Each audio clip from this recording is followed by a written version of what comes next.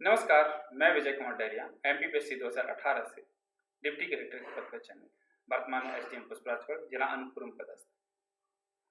मैं आज आप लोगों के समक्ष पुनः प्रारंभिक परीक्षा अर्थात एमपीपीएससी की प्रीलिम्स एग्जाम की बुक लिस्ट के बारे में बात करूंगा। मैं आज आपसे यह चर्चा करूंगा कि किन बुक से या पुस्तकों से हमको पढ़ना चाहिए जिससे कि हमारी प्रारंभिक परीक्षा आसानी से क्लियर हो जाए।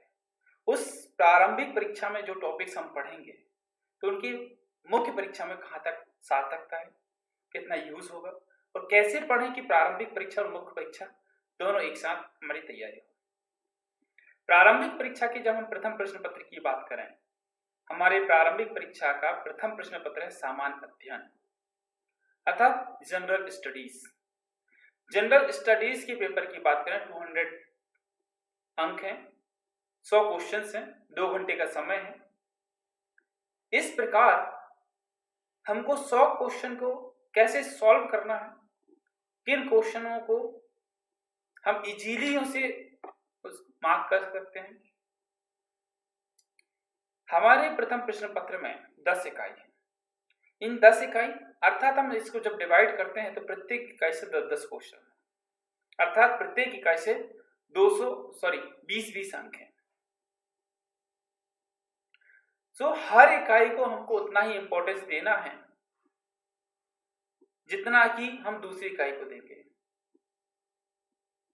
पहले ऐसा होता था कि प्रत्येक इकाई से हमारे अंक निर्धारित नहीं होते थे। वर्तमान में प्रत्येक इकाई से अंक निर्धारित कर दिए गए कि प्रत्येक इकाई से 10 अंकों के 10 प्रश्न आएंगे 20 अंकों के। तो हम शुरुआत करते हैं बुक लिस्ट की इकाई 1 से, यूनिट फर्स्ट से। हमारी पहली इकाई है मध्य प्रदेश का इतिहास, संस्कृति एवं साहित्य। इसमें बहुत सारे टॉपिक्स हैं, महत्वपूर्ण घटनाएं हैं, प्रमुख राजवंश हैं, मध्य प्रदेश का योगदान है स्वतंत्रता के संदर्भ में, प्रमुख कलाएं हैं, साहित्य कला है, माटी कला है, लोक कला है, लोक साहित्य है, लोक संगीत है, साहित्यकार है आदि। जब पहली यूनिट की बात करते हैं तो आप मध्य प्रदेश समग्र अध्ययन करके एक बुक आती है उपकार पब्लिकेशन की, उस बुक को प्रेफर कीजिए। डेफिनेटली आपकी फर्स्ट इकाई कंप्लीटली उससे तैयार हो जाएगी। जब उस बुक को आप रीड करेंगे तो आप टॉपिक बाई टॉपिक रीड करेंगे। जब आप टॉपिक बाई टॉपिक रीड करेंगे, अध्ययन करेंगे, तो आपकी प्रारंभिक परीक्षा के साथ साथ मुख्य परीक्षा की भी तैयारी होगी। चीजों को समराइज करने की कोशिश कीजिए, किस तरीके से हम समराइज कर सकें कि डायरेक्ट यदि कोई फैक्ट पूछता है तो आप उनको बता सकें।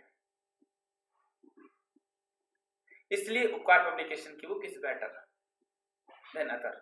यदि आप चाहें तो टीएमएच की बुक भी प्रेफर कर सकते हैं।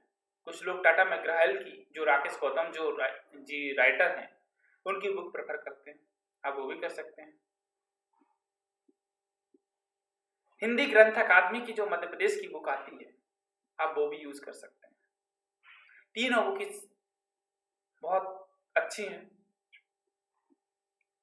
सिर्फ आपको पढ़ने का तरीका आना चाहिए, किस टॉपिक को हमको कितना फोकस करना है। यह हमारा होता है प्रथम यूनिट। हम द्वितीय यूनिट की बात करते हैं भारत का इतिहास। भारत के इतिहास में हमको 3 बुकों की जरूरत पड़ेगी। यदि आप चाहें तो सिर्फ एक बुक से पढ़ सकते हैं। इतिहास तो हमारा लूसेंट में भी मिल जाएगा। हमारा प्राचीन, मध्यकालीन और आधुनिक इतिहास हमारे लूसेंट में दिया हुआ है। आप चाहें तो लूसेंट को एक बार रीड कर सकते हैं, परंतु आपको कोशिश करना है कि सिर्फ हम प्रीलिम्स के आधार पर न पढ़ें। आप सिर्फ प्रीलिम्स को ही पढ़ेंगे तो चीजें आप उतने अच्छे से कवर नहीं कर पाएंगे। आपको ऐसी कोशिश करना है कि प्रारंभिक परीक्षा और मुख्य परीक्षा दोनों के एक साथ लेकर चलना है। जब मुख्य परीक्षा को प्रारंभिक परीक्षा के साथ पढ़ेंगे तो बहुत सारी चीजें इजी हो जाएंगी। आपको प्रीलिम्स में उतनी समस्या नहीं आएगी। आपको फैक्चुअल चीजें याद करनी पड़ेंगी। जैसे प्रारंभिक परीक्षा में हमको सिर्फ ऑब्जेक्टिव क्वेश्चंस आते हैं, और मुख्य परीक्षा में वही चीज रिटर्न में आ जाती है। तो भारत के इतिहास के संदर्भ में हमको 3 बुक की जरूरत पड़ेगी। प्राचीन भारत की बात करें तो रामचरण शर्मा की बुक प्रेफर कर सकते हैं। मध्यकालीन की बात करें तो सतीश चंद्रा जी की बुक प्रेफर करिए, और आधुनिक की बात करते हैं तो हमको बिपिन चंद्र जी की बुक प्रेफर कीजिए।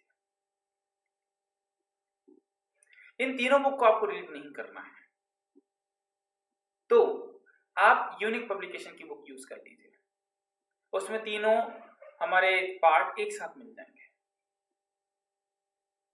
आपकी चॉइस है कि आपको 3 बुक अलग अलग पढ़ना है या एक बुक पढ़ना है, पर इसको ऐसा सिर्फ प्रीलिम्स के संदर्भ मत पढ़िए, इसको मुख्य परीक्षा को लेके पढ़िए। जो टॉपिक्स हमारे प्रारंभिक परीक्षा में उनको मुख्य परीक्षा के आधार पर तैयारी कीजिए, आपकी दोनों जगह तैयारी हो जाएगी, आपको समस्या भी नहीं आएगी, आपकी मुख्य परीक्षा की तैयारी होगी, प्रीलिम्स भी इजीली क्लियर हो जाएगा। तीसरी यूनिट की जब हम बात करते हैं मध्य प्रदेश का भूगोल, मध्य प्रदेश के भूगोल की बात की जाए तो जो हम पहली यूनिट में जो बुक यूज करते थे उपकार पब्लिकेशन की, उस बुक को ही यदि आप रीड करते हैं तो हमारा थर्ड यूनिट भी तैयार हो जाएगी, उसमें सारी चीज दी हुई है।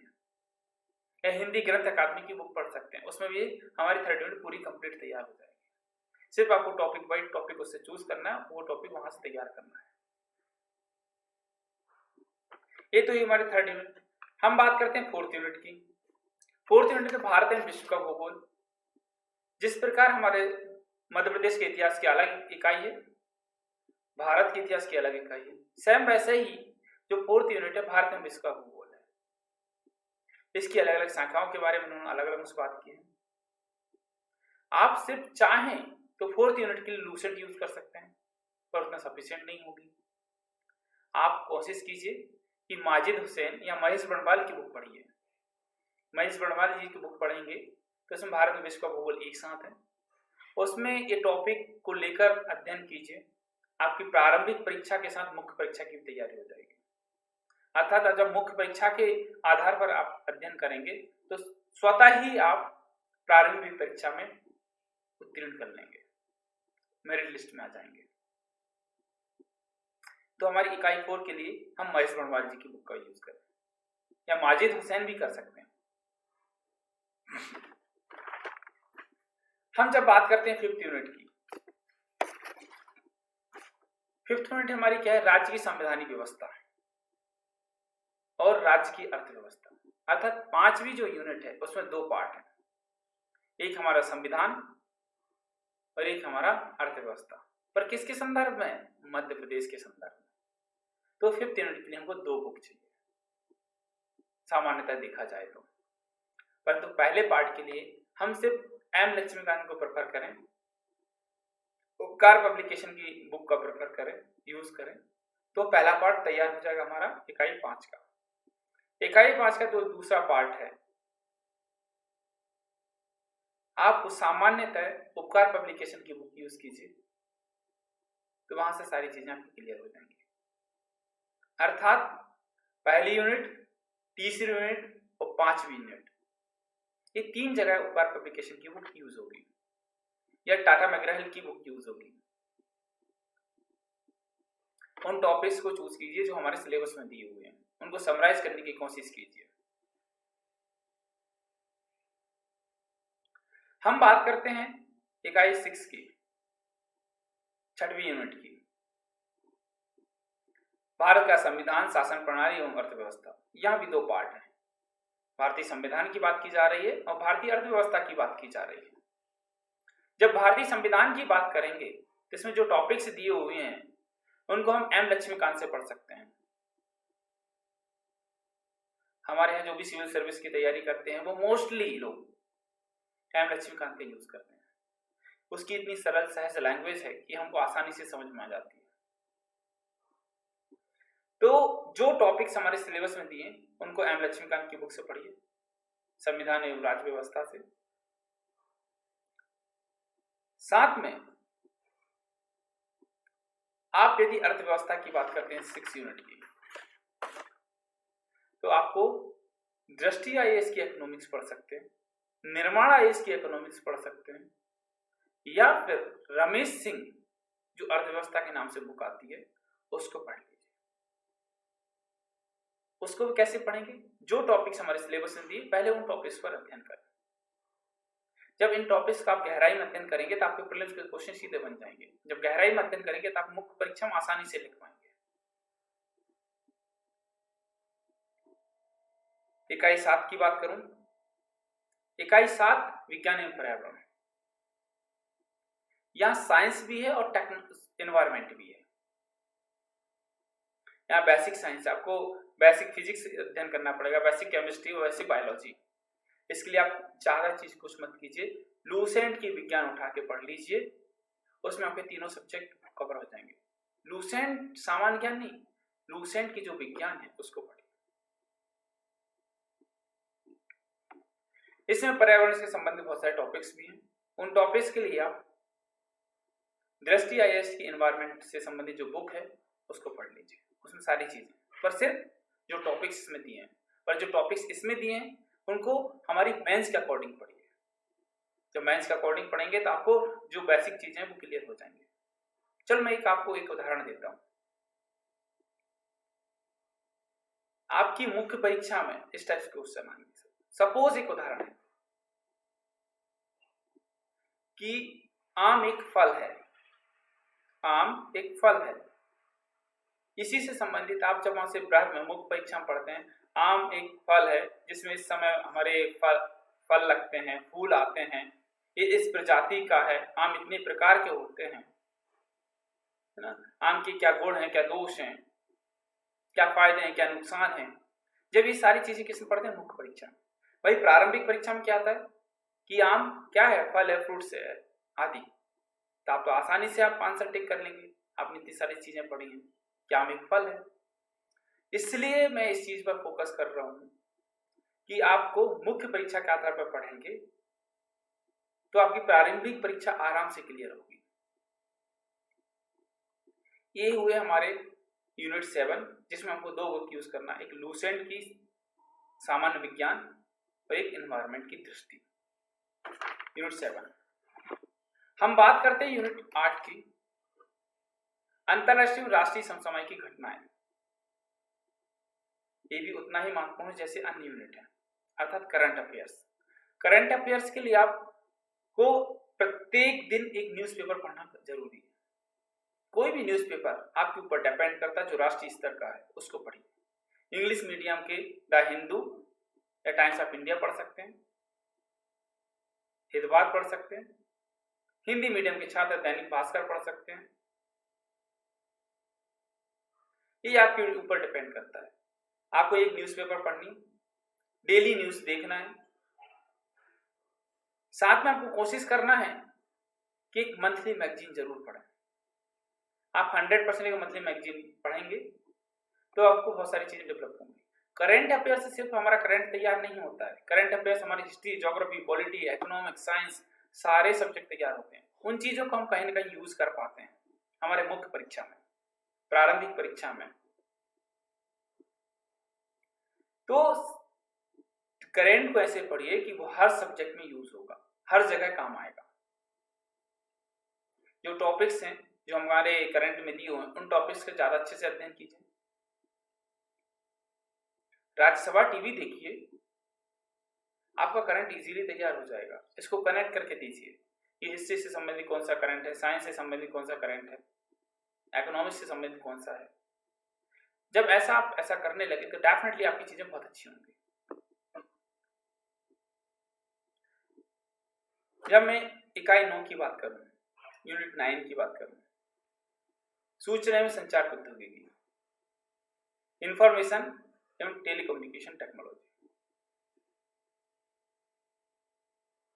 जब हम बात करते हैं संचार एवं प्रौद्योगिकी की, सूचना की, कि वर्तमान संदर्भ में हम कौन कौन से टेक्नोलॉजी यूज कर रहे हैं जो कि हमको टेलीकम्युनिकेशन यूज हो रही, कम्युनिकेशन में यूज हो रही,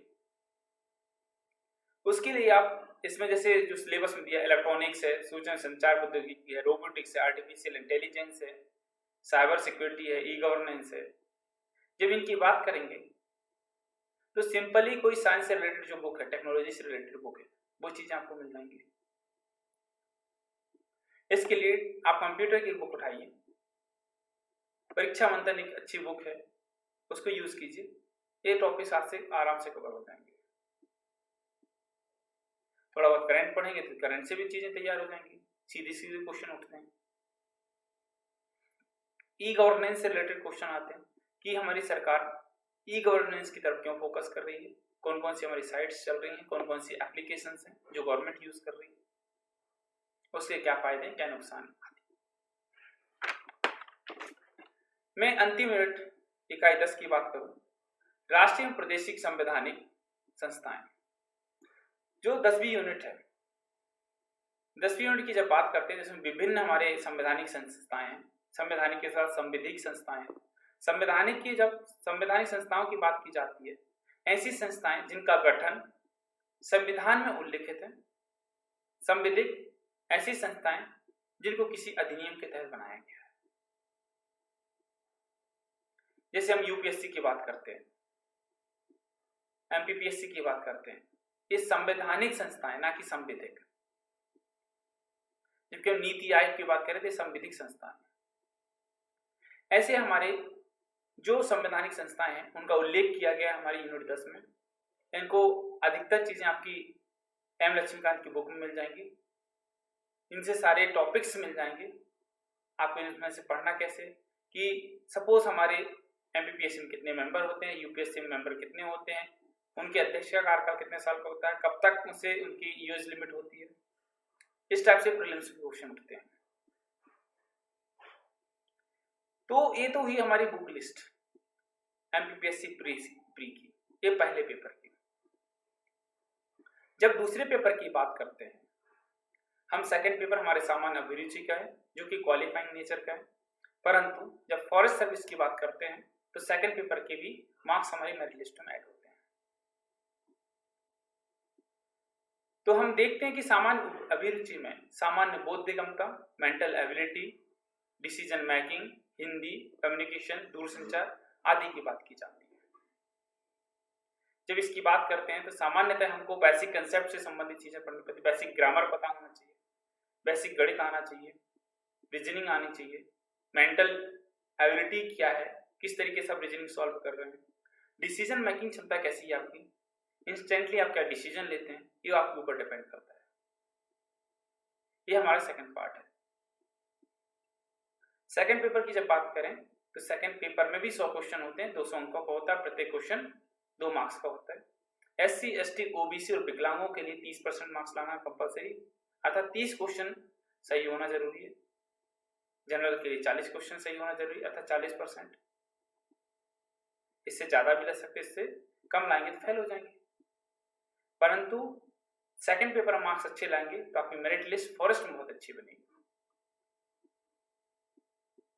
हिंदी जैसे सेकंड पेपर में है, आप चंचल जैन की बुक पढ़ लीजिए, वासुदेव नंदन जी की बुक पढ़ लीजिए, हिंदी में काम आ जाएगी। मैथ्स के लिए आर.एस. अग्रवाल जी की बुक पढ़ कीजिए, वहां से आपकी मैथ्स क्लियर हो जाएगी। रीजनिंग भी आप आर.एस. अग्रवाल से पढ़ सकते हैं जो हमारे टॉपिक्स उससे संबंधित हैं। डिसीजन मेकिंग आपके ऊपर डिपेंड करता है कि आपका इंस्टेंटली किस तरीके से बिहेवियर है, कैसे दिमाग काम करता है। मैं आज का वीडियो यही समाप्त करता हूं। यदि आपको अभी भी कुछ डाउट है तो डेफिनेटली मेरे कमेंट बॉक्स में लिखिए, मैं आपको पुनः लाऊंगा, आपकी समस्या सॉल्व कीजिए करूंगा। धन्यवाद।